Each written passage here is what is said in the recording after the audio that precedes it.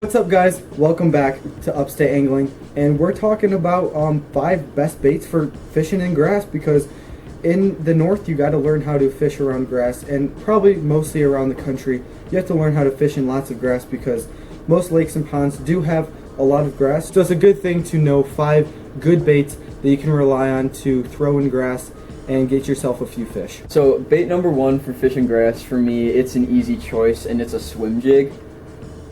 The Swimjig is it's a 4x4 of fishing lures. You can throw this anywhere. You can throw this through thick grass. It will come through everything. A Swimjig is going to be a great way of imitating any type of bait fish, be it bluegill or shad. You just have to switch up the color of jig you're going with.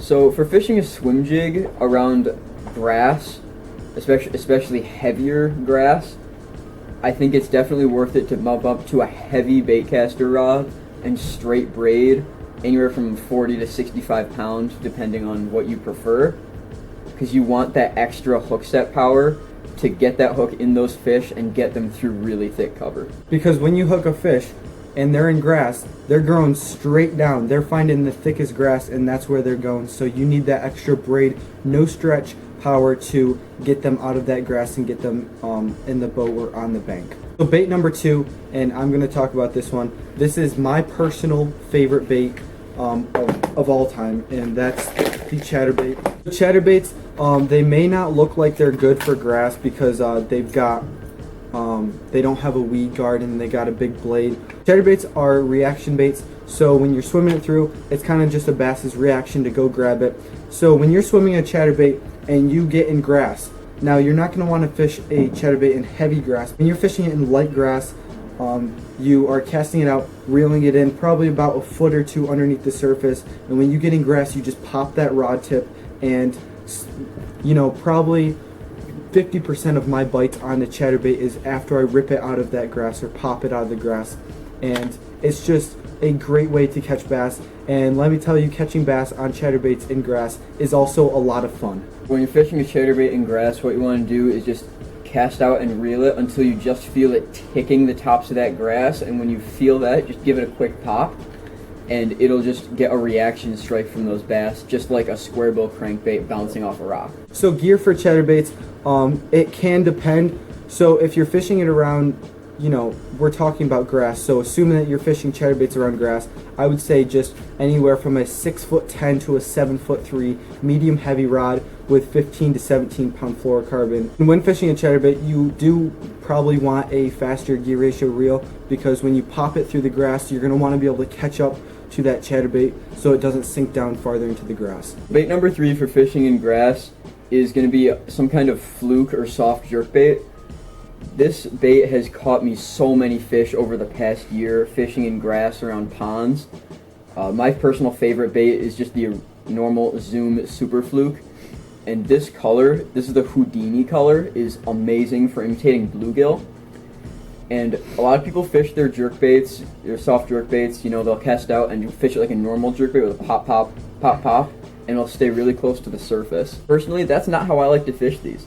I'll cast it out, let it sink for a bit, then give it 1 or 2 pops, and it'll just sit there and just flutter and figure 8 back down. This lethargic bass will just hammer it as it's falling. And one great thing about the Fluke is when you pop it and it flutters down, it looks like a dying bait fish or dying bluegill, so the bass really don't have to use too much energy to go get it. Another great thing about a Fluke style bait is that it has insane drawing power. It will draw fish from a really long ways away, just because it looks like a dying bait fish, which is the easiest meal for a bass to eat. Bass will travel a really long way to go attack this. So in that heavy grass, heavy pad, you can't always get in there with the Swimjig and the Fluke and the Chatterbait. So sometimes skipping a frog across the top of the water is the way for them to come up. You don't always have to fish the frog in the morning and the evening. You can fish it in overcast days, and even if it's sunny out, maybe you can skip it across the pads and they might be sitting a foot below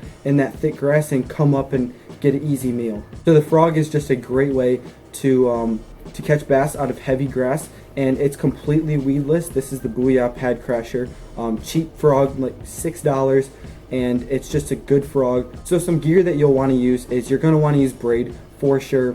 40 to 65 pound depending on how heavy the grass is that you're fishing, and then probably a medium heavy rod if you're fishing 40-pound braid and lighter grass, and then a heavy rod with 50 to 65 pound braid, and then just a fast gear ratio reel, and you're all set. You're ready to go catch some bass out of some heavy pads, heavy grass with the frog. So bait number 5 for fishing in the grass, it's not exciting, it's a Senko. Just there are multiple ways of rigging this. If there are certain holes in the grass or weed lines, wacky rigging this thing is a great way to target those areas. So it'll just sink down really slow with just a really subtle wiggle, and it'll get any bass to bite. And you can also rig it Texas rig if you're fishing in a lot heavier grass. Like in a lot of ponds, a Texas rig Senko, everyone knows it, it's no secret.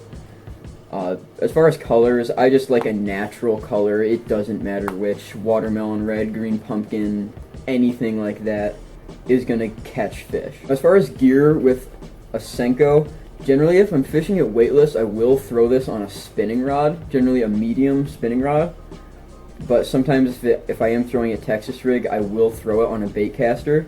With some bait casters, you actually can throw a wacky rig, but when you're throwing a wacky rig on a bait caster, you sometimes seem to cast, with bait casters you cast harder, so that worm will fly off, get torn up, and it's just better to throw on spinning gear because you're using lighter line, and it's more just a finesse technique.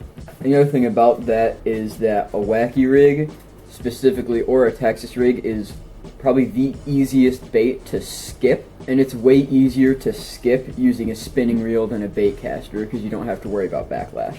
That's it for today's video. I know you guys are probably getting bored of these inside sit down talk videos, but so are we. We're just waiting for everything out there to melt, and once we can get out, go trout fishing, and then later April we can get out and go pre-spawn bass fishing. So thank you guys so much for watching, and make sure you guys comment things that you guys want to see in the future, and like this video if you guys like the technique and tips videos, and then make sure you subscribe to keep the content coming, and we'll see you guys on the next one.